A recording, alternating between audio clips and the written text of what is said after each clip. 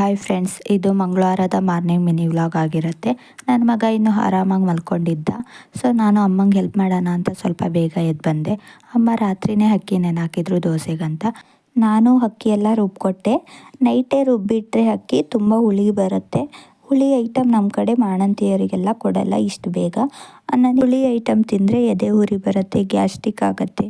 Breast feed ಮಾಡ್ತಿರೋದ್ರಿಂದ ನನ್ನ ಮಗ ನನ್ನಿಂದ ಅವನಿಗೂ ಆಗುತ್ತೆ ಅಂತ ಅಮ್ಮ ಹುಳಿ ಐಟಮ್ ಕೊಡಲ್ಲ. ದೋಸೆ ಜೊತೆ ನನಗೆ ಸ್ವಲ್ಪ ಶೇಂಗಾ ಚಟ್ನಿ ಮಾಡಿದರು.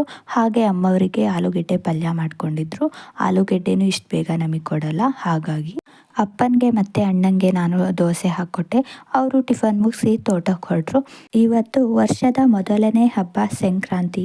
ಎಲ್ಲರಿಗೂ ಮಕರ ಸಂಕ್ರಾಂತಿಯ ಆರ್ಥಿಕ ಶುಭಾಶಯಗಳು. ನಮ್ಮೂರಲ್ಲೆಲ್ಲ ಸಂಕ್ರಾಂತಿ ಹಬ್ಬ ಏನೂ ಆಚರಿಸಲ್ಲ.